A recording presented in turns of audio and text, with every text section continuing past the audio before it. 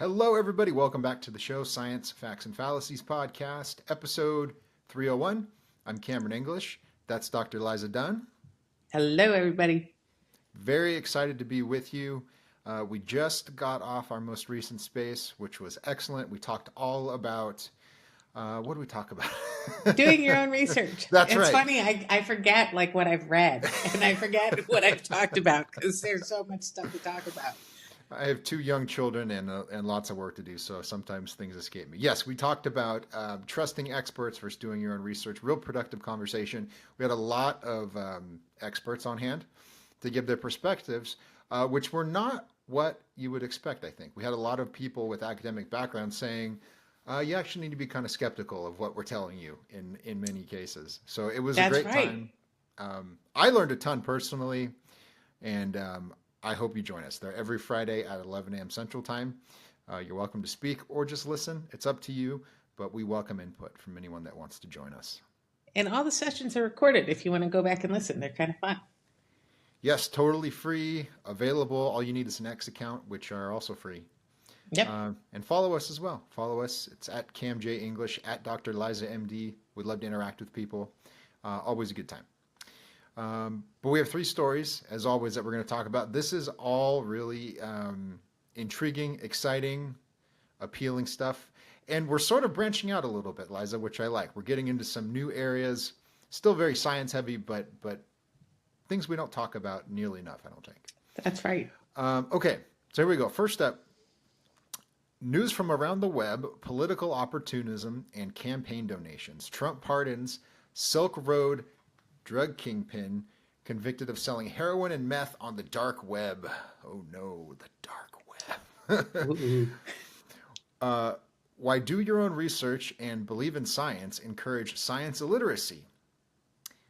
Really interesting story. This was actually the focus of our space today, which we'll get into in a minute. And then finally, IVF mix-up. What's to be done if your child gets switched with another at birth and you don't find out till years later? Oh, Yikes. wonderful, wonderful. I'm sure that's a great experience. Okay, first story here from the New York Times.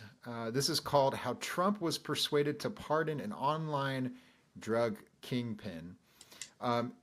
This is about, I'm sure people have seen the news about this gentleman named Ross Ulbricht who was pardoned by Trump as soon as he took office just a couple of weeks ago. He's a very well-known libertarian. He's kind of like a folk hero to people in the libertarian movement. He was one of the early not developers, but adopters of cryptocurrency.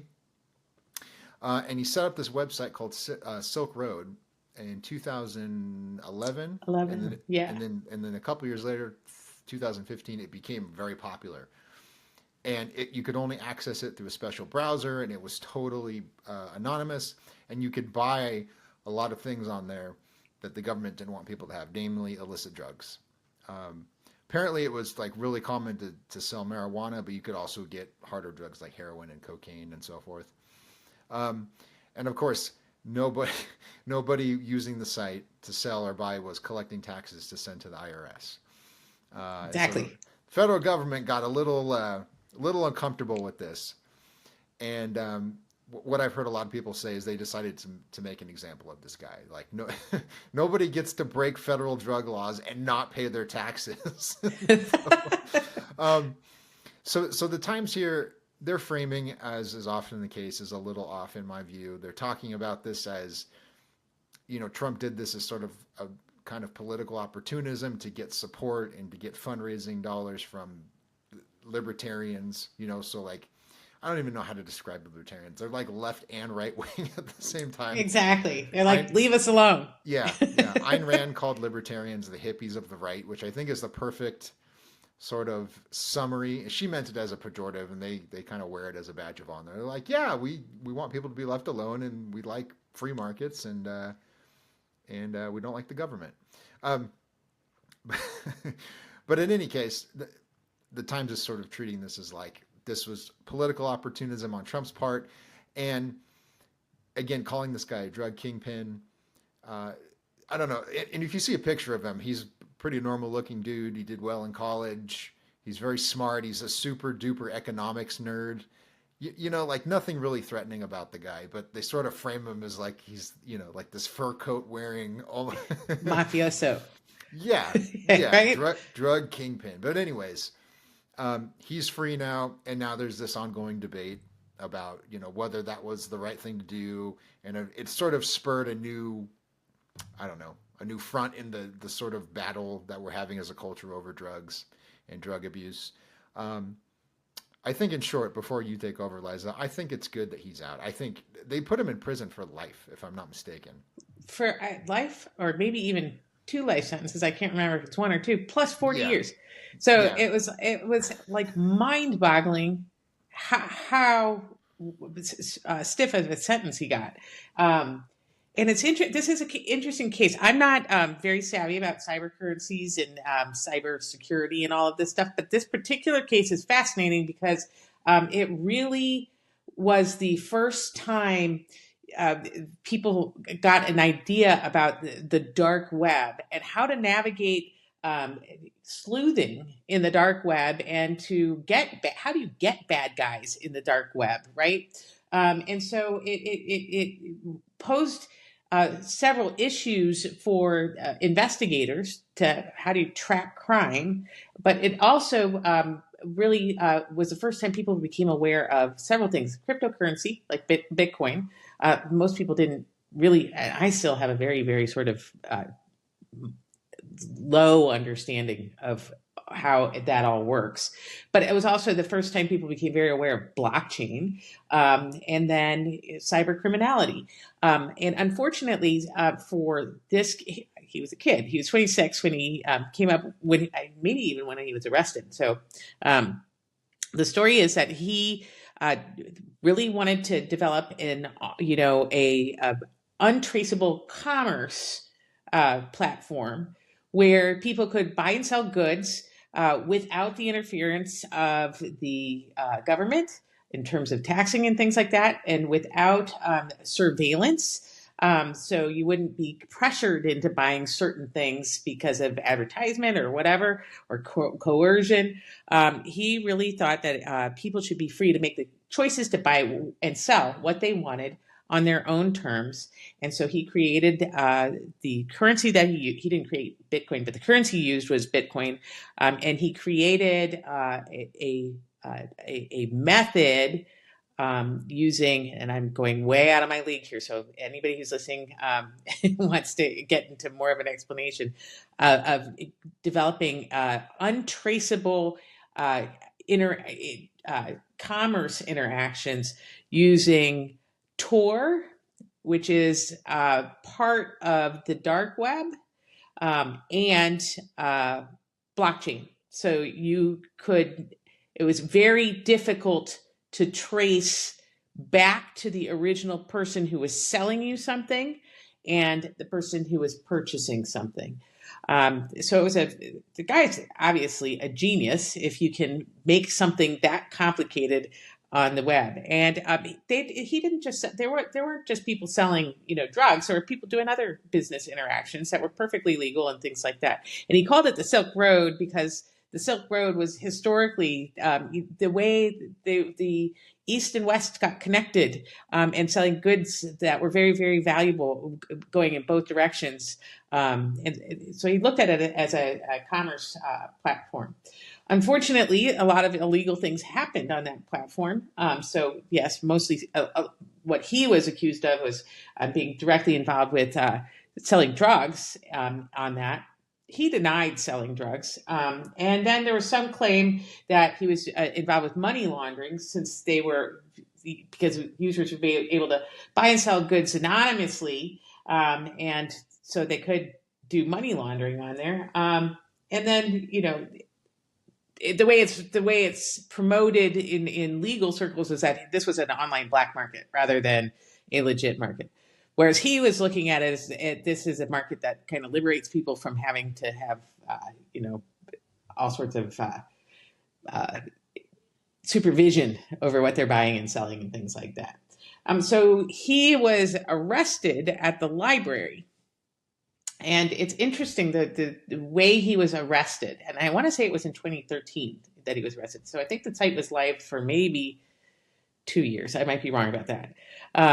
But two FBI agents engaged in an altercation to distract him while he was at the library. And then while he was distracted, another put a thumb drive into his computer to prevent him from being able to protect his encrypted data.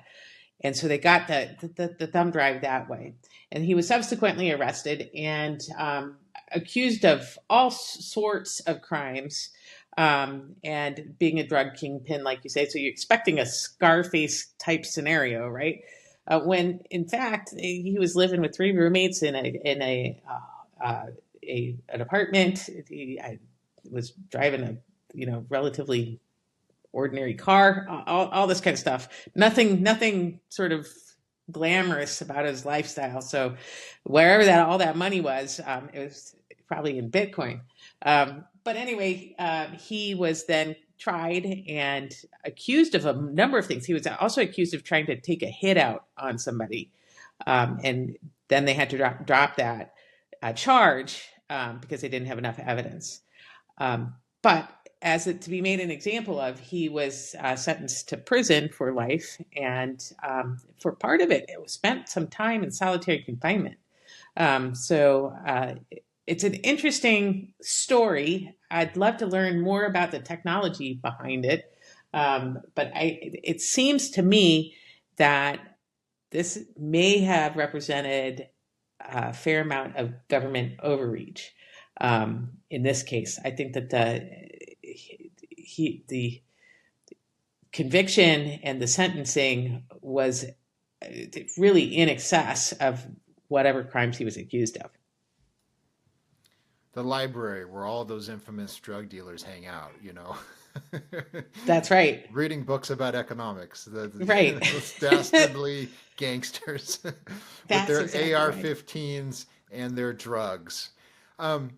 Okay, a couple of things here, and I can't help but turn to my absolute loathing of the press when we're talking about this.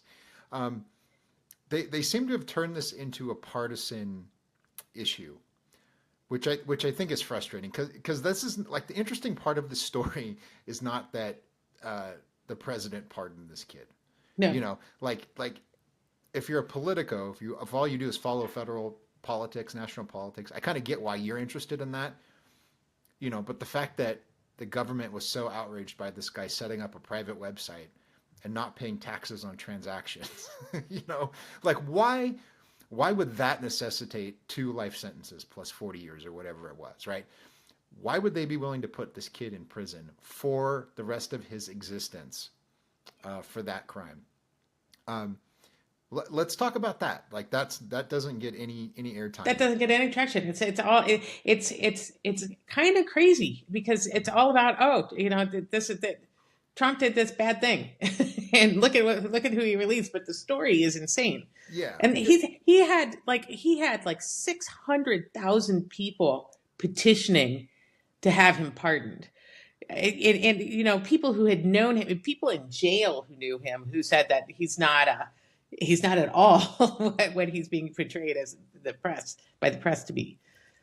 Yeah, and see, that's the thing that's funny. There are a couple of things that are funny. So one of the things in the headline of the Times article, an online drug kingpin. Now, I don't know if it's Ross Ulbricht himself, but there's a website set up, Free Ross. So this website was meant to build support for him being released. And they have a page debunking misinformation. One of them is that he was a drug kingpin. So apparently this is a common criticism. And what they point out is that, the site was used for drugs, but Ross didn't profit from these drug transactions. He never had drugs. He never sold drugs. He facilitated it, I guess you could say, by creating this platform. So it's weird to me that they're stressing that. And here's one other thing in the Times story that I kind of got a kick out of. So they quote this law professor, and they write, Mr. Ulbricht's pardon shows that if you have a concentrated base of people around Trump, you have a very good chance at a pardon, said Dan Richmond, a former federal prosecutor who teaches at Columbia Law School. There are problems with the pardon system working that way. I'm like, okay, so that's the problem, is that there's people that lobby politicians? That's the problem? Yeah. And Are there any other recent pardons that might raise questions? Professor at Columbia Law School, how do you, perhaps and I mean, I don't mean this to get partisan, but really, like, if you're of not only of family members, but of true drug kingpins and murderers and things like that. I mean, that's a little mind-boggling. and I know I'm treading on dangerous ground here because Dr. Tony Fauci has achieved some sort of sainthood, like the closest thing you can get to it in science. And apparently he was issued a pardon for things that have not been uncovered, or you know what I mean? How is that an irregularity in the pardon system? Professor at Columbia Law School. We're going to talk about no, just this kid that was setting up a website. Okay. Um, something else that's strange is that the Times, as many news outlets are, has a soft spot for what's called harm reduction, which we've talked about before, which is this approach to drug treatment where instead of putting people in prison or promoting abstinence from drug use, you make the drug use safer, right? So you distribute drug testing kits and you try to make sure people have access to a safe supply of whatever substance they're using. And then that way you reduce the risk of an overdose or disease transmission or what have you, right? The idea is make drugs safer, bring them out of the shadows, and there's less crime, and pretty soon we'll have peace on earth. Um, Right. and the Times is sympathetic to this. So here's another recent story they published on that topic, and they say while criminal penalties for drugs remain, many states, led by both Democrats and Republicans, have lessened them. Lawmakers now often discuss drugs as a problem of public health, not criminal justice. So where's that New York Times at? Where's the soft-hearted, give people a break New York Times at? All of a sudden, we're talking about drug kingpins and violations of the criminal justice system, and the pardon system is corrupt. You know what I mean? It's just, I don't know. It just seems to sort of undermine their coverage here. That's exactly right, and it's a very interesting because this guy actually contributed a pretty significant advances for cyber security, Bitcoin, all of this kind of stuff. He contributed significantly to the advancing of computer technology and technology on the internet that wasn't widely known. So I think he's made this particular Silk Road platform really opened up. It's almost like the Napster of the dark web, and you can't control what other people do, and being held responsible for what other people do it's especially to that degree is kind of crazy. Yeah, so we can leave it there. It's a really fascinating story if anyone wants to look into it. I think you're right that this was horrible overreach, and there's other cases we've talked about on our spaces in particular where you have physicians who were sentenced to federal prison for treating the pain of their patients. They weren't drug dealers, they weren't Mm-mm. breaking any laws, they were merely prescribing opioids to sick people who needed them. And Um, they were framed. Yeah, in some cases they had to fight the government in court, and it cost them everything, their businesses, their professional credentials, their reputations, but they didn't go to prison. They And were eventually exonerated. it's And so this is an extreme case, but this kind of thing is happening every day. yeah, it's just wild to me that on the one hand we're promoting harm reduction. The federal government pays for a lot of these programs. You pay for a lot of these programs, giving out drug testing kits. There's some parts of the world, like in England, where if you have any doubts about this, you get mocked in public. There's these very official-looking organizations that get public money that will shame you for being Mm-hmm. judgmental. So it's just this weird double standard I don't quite understand. Apparently, it's the privacy. If you want privacy and to pay fewer taxes, then the New York Times finds you problematic. Okay, let's move on. Second story here. This was a helpful read. This is by a geneticist named Ricky Lewis, writing for Genetic Literacy Project. Why do your own research and believe in science? Encourage science illiteracy. Um, real quick, basically, she's taking aim at this mantra that you hear online a lot. Don't trust the CDC, for example. Do your own research about vaccines, or do your own research about climate change, whatever your pet topic is. There's people that will insist um, that you look things up and you become informed instead of merely trusting what the experts on a given topic tell you. And a lot of people in science are deeply concerned about this. They see it as, people willfully ignoring what experts know on a given topic. And in many cases, that's certainly true. There's people, they read a few blog posts about vaccine safety and they feel confident going onto social media and arguing with someone like Paul Offit, who develops vaccines, who's a pediatric vaccine specialist. Mm-hmm. So there's clearly a mismatch here. There are many cases in the modern world where people don't, they're ignorant of how ignorant they are, right? The Yes, Dunning-Kruger effect. Dunning-Kruger, yeah. Yeah. So that's a real problem. And here her point is, it's good to read books. It's good to research things on the internet and develop an understanding of various topics. But that's not what scientists mean when they say we do research, right? Like researchers, they go out and they discover new information. They ask questions, they conduct experiments, and then they publish the results, and then that becomes the material that you Google, right? When you go to PubMed and look up an abstract, that's there because there's someone somewhere in a lab, dousing cells with chemicals to see what happens or whatever, right? Mm-hmm. And so that's her point, is that there's a certain level of expertise that demands, and she doesn't say this clearly, but I'm sort of drawing this out, is that demands a certain level of deference and respect. Because there's people that know more than you. And that's certainly true. I have a few qualifications, a few quibbles with the story, but what did you think of this, Liza? Yeah, I thought it's an interesting story, and I think that she's right. There is a difference between, learning about something peripherally, and actually having the ability, because you've had training, to pursue something deeply. And I think there's a big mismatch here. One of the things that happens is scientists are often terrible communicators. And so they assume that they forget that when they were learning how to do things, that they learned a whole language that went with that.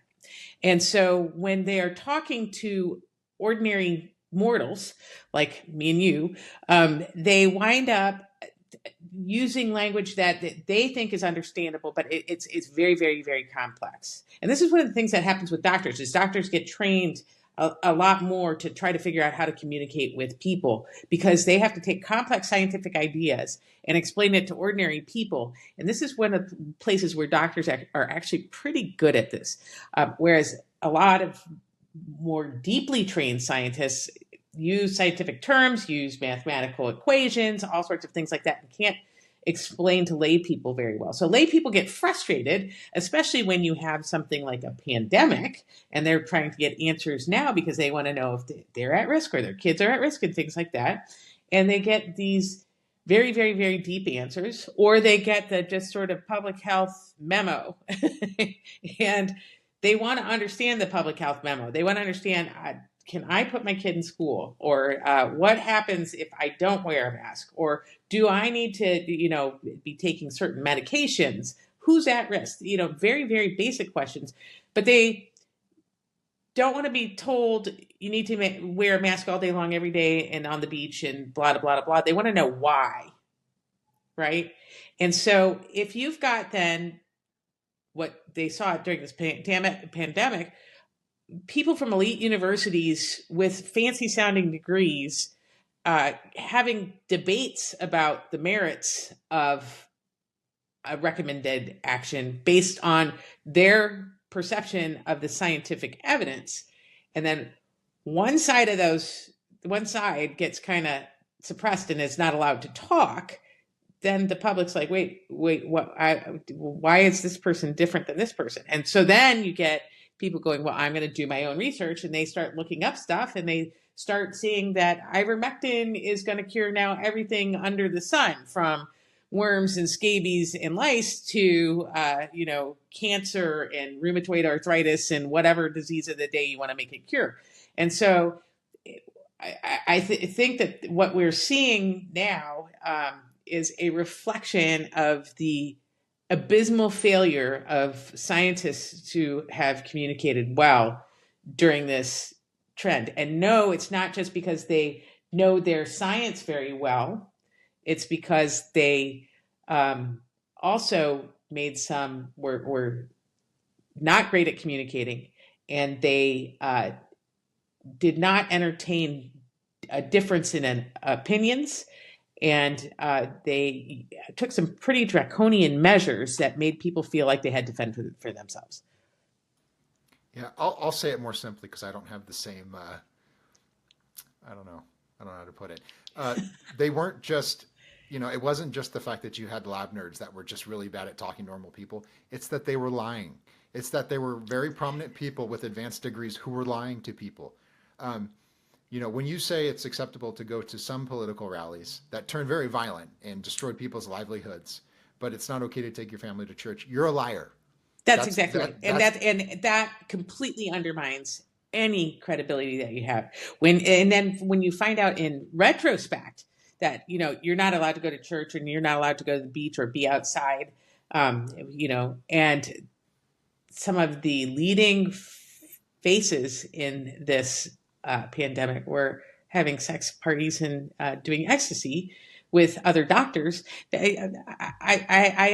I bemoan the state of medicine. I think that the public has entirely lost trust in my profession, and I because of things like this, and I don't know how to gain that trust back. And I'm hoping that by talking about stuff like this, we can start to rebuild, because the medicine is in shambles right now. You're great at it, and I see it on our spaces. I know there's people that show up that are on the other side of these issues that we discuss, to put it politely. But they all treat you with the kind of respect that all of these other academics and scientists, they sort of expect this and they demand it. It's like, listen, I have 8 years worth of study under, like I have big dusty books about the cell cycle. They all sort of expect this. But then it's not just that they're condescending, but there's absurdities, right? I mean, this last summer, we all watched a man beat the hell out of a female boxer. Yes. And we were all expected to seal, clap, and celebrate. And I'm not going to name names because these people aren't here. There are high-profile figures within science whose livelihood is all about, I'm a junk science debunker. I'm gonna fight your misinformation. These people all stood up in a chorus and they said, you are a right-wing crazy person if you have a problem with a man punching a woman in the face. In the face. And yes. So destructive. Yes. So look, if you're going to put your academic, rigorous support behind an idea that everyone knows is absurd, if you're a journal like The Lancet and you're afraid to say woman, you're going to say bodies with vaginas. If you're going to keep doing absurd things like this, the public's trust is going to continue dwindling. Crater. And it's not, it's not, and I mean, no disrespect to Ricky, because she's a great writer and she's offering a lot of insight in this article. But, the farthest she'll go is to say, people really wanted information and it was changing every day and they were frustrated. And so they just started turning to these people like, certain individuals that are running HHS now, apparently.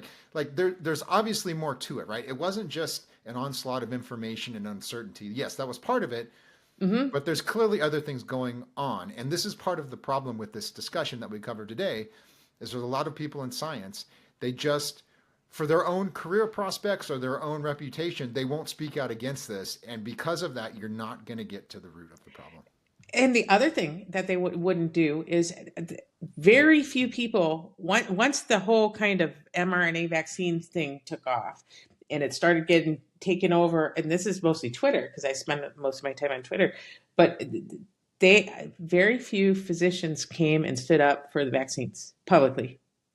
They said, you guys are idiots, and were condescending, but they would not engage with people. And then all of a sudden, trust in the vaccine cratered.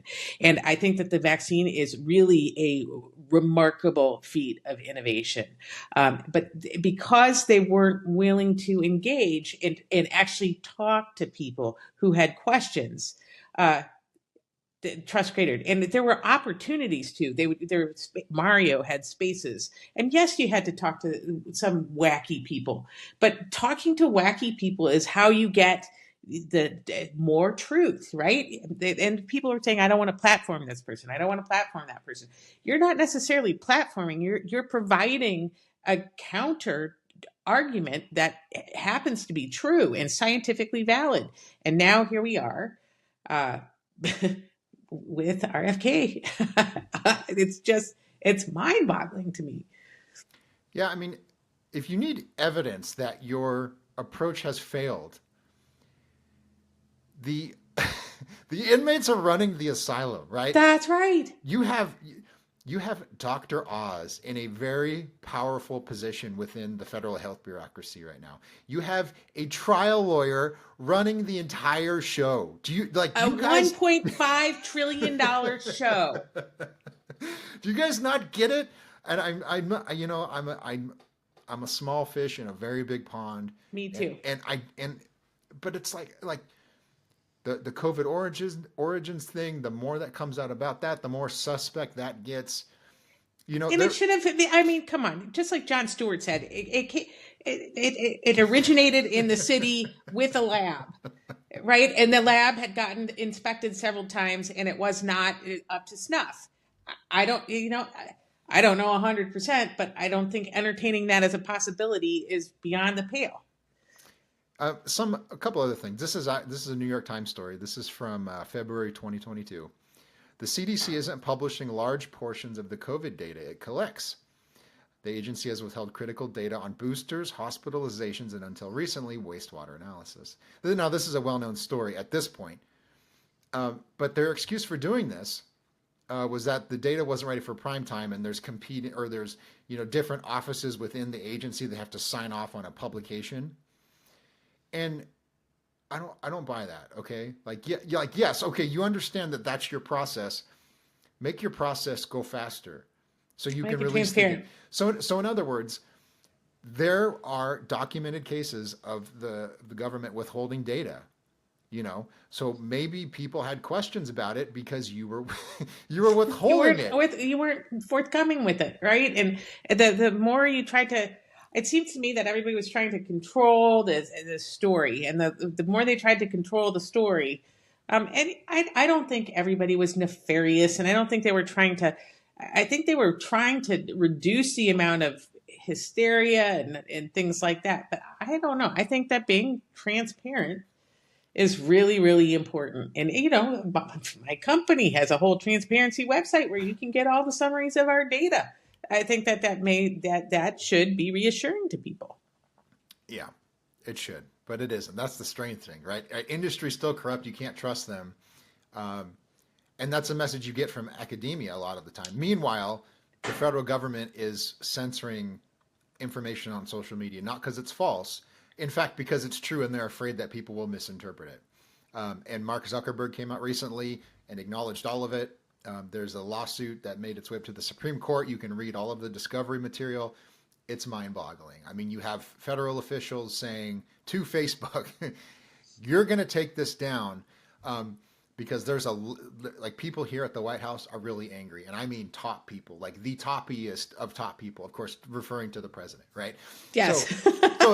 So it's there's clear threats of censor this content or there's going to be real consequences for your company. And we knew this. This all came out in November of 2022 and December of 2022 when the Twitter files all were released. And the same thing happened at Twitter, and so Twitter was the sort of catalyst for people making discoveries like this. And I think that we all have a lot to learn from this fiasco, and we should all have enough humility to say that mistakes were made and it really harmed people. Yeah. The lessons sadly have not been learned, and now we have what we have. So, Yeah. And nobody's responding to this with, gee whiz, maybe we need to, check ourselves, right? Exactly. We've just turned on a dime, and now Double it's down. right. Yeah. Bring out the tanks and let's attack RFK. What a nutter! Oh, all these people want to sell supplements. It's like, yeah, okay, let's act like it's 2012 and we're making the same arguments. Yeah. Whatever. Um, just a final thing. Expertise is really important, and this is the It tragedy is. in all of it, right? This is why I love doing the show with Liza. Is because if I was to say, this vaccine will make your kid grow a third arm, Liza would be like, "Oh no, I don't think that's true." You're right. Like, No. shouldn't you know what I mean? It's vitally important. I've used the example of taking a language class on this podcast of like how I tried to teach myself out of a book and I got stuck because I don't know the language, right? So I signed up with a class that's taught by a genuine expert in the language and it's And an you'll do ancient, much better. right. It's like someone and it's an ancient language. So it's like he reads the original, you know what I mean? And what a difference, right? So Right. expertise is enormous, but this is the thing. It's like you keep dropping grenades at your own feet and you go, oh, my legs are blowing off. Why'd that happen? How did that happen? Yeah. Okay. All right. I'm done. Sorry, everybody. Okay. Final story. I don't even know what to make of this, Liza. I don't either. it, I it, think it's it like hit me in the gut as a father of young children. But this is called an IVF mix-up, a shocking discovery, and an unbearable choice. Two couples in California discovered that they were raising each other's genetic children. Should they switch their girls? ooh, Nelly. Long and the short of it is, these couples both conceived through IVF. They went through the same clinic, and at some point, the embryos from these couples were switched. Swapped. so, so thankfully in this case, I think it was only a few months, but Yeah. both of the girls were born around the same time, so they're roughly the same age. But the parents started to recognize pretty quickly that these kids don't really Don't look resemble them. right. Yeah, So in one case, it was like the father's Italian, the mother's an Ashkenazi Jew with red hair, I think. Yeah. So and the kid didn't look like either of them, and the mom Looked was sort of Asian. yeah. So the mom was kind of suppressing it, and she's like, "No, it's fine. My mother had dark hair or whatever." And the father, and I can empathize with this as a father. He would crack jokes to sort of suppress this. He's like, they made a mistake, right? Like we didn't pay him enough, and then so they switched our embryos or something. And his Yes. wife was like, would you just shut up? I'm getting mad about this. And apparently she reached out to his best friend and was like, I don't know what's wrong with this guy. He's freaking me out. And the friend was like, he's pretty sure it's not his kid. That's why. And she, You need to try. You might want to do a little test. yeah, yeah. So, I mean, we don't need to go through all of their personal details. I would never share this much information with a reporter, but anyway, No, neither would I. it's a fascinating story. And they came to an agreement. They did end up swapping the kids, and they live so close now that they've sort of become one family in a sense. They even had this Mhm. kind of ceremony where they merged their families, and I don't really understand that. It seems a little strange to me, but they're all in each other's lives, and it has somewhat of a happy ending. But maybe for us, the question is, how do you fix this? How do you fix IVF? Because there's all kinds of problems with it. This is one example. The success rate is quite low. My understanding is it's like something like 20% success Mhm. rate. Oh yeah, I think yeah. Yeah. Yeah. There's risks of higher risks of complicated pregnancy complications. Harvesting eggs itself, it's fraud. There's a ovarian hyperstimulation syndrome, which can be Mhm. life threatening. There are all sorts of ethical issues that uh, we could talk about in some capacity. But yeah, And then, of course, as a political debate, there's all kinds of people that are furious because you don't you generate lots of embryos, right? That's my understanding. And the hmm parents only need one. So hmm the rest just stay in a freezer until or some people adopt embryos and implant them and stuff like that. So I think it seems to me it's like a little bit like the wild wild west. No matter what your perspective is on this, whether it's right or wrong or whatever, you've got questions about embryos in refrigerators. You've got questions about uh, you know uh, swapping babies. You've got questions of testing for diseases and missing those diseases and having those kids implanted, and then there are a lot of things that are fraud that I don't think we kind of consider enough. And apparently the industry is very lightly regulated, and Hmm. every both parties, both political parties, have an incentive to avoid doing anything. Apparently, there's a lot of Republicans who want to do something about it, but they're afraid that if they take on this fight to regulate IVF, it's going to distract them from their advocacy against abortion. And then on the Democratic side, you have people who are concerned about equity, right? So if they start restricting IVF, it's going to mean that, only wealthy people get it potentially. Right. There's certain marginalized groups, or whatever your particular cause is, there's some group you're concerned about being excluded. And so as a result of that, you have real problems that are not being addressed. And apparently, a lot of these clinics, they're owned by big investment firms that Hmm. are concerned almost entirely about a profit each quarter. And so Yeah. if the labeling system isn't quite up to date at your clinic and there's embryos being swapped or you lose one, it's like, well, are you making money? That's what we care about. And Ugh. so it's, yeah, the whole thing's fraught. The whole thing's very fraught. And yeah, it's an interesting dilemma. It's a Yeah. very interesting dilemma.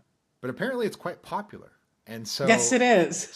this is the other flip side, right? Is that, they don't want to restrict it, the government, I mean, Hmm. because that would, you know, potentially risk them not getting reelected. And That's exactly right. And a lot of people want to talk about the fertility crisis and blame it on red dye in food or preservatives and stuff like that.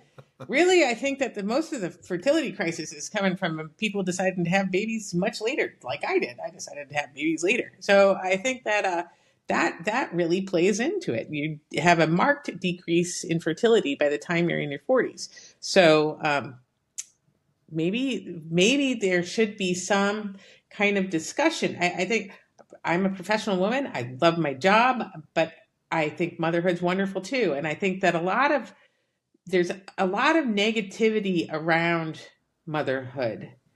And if that were taken away, it's almost like you're not fulfilling your full potential if you don't delay it and stuff like that. And I think a lot of women would appreciate the support of being able to be mothers earlier. And I think what you're seeing in my circles and in physician circles, I've listened to lots and lots of women who delayed having babies and really really regretted not being able to have more. And so motherhood is kind of like, oh, that's for kind of, more traditional people. But it's when you have babies, all of a sudden you realize how incredible it is, right? And so I think young people should be encouraged to consider it as not an obstacle for their existence and their career.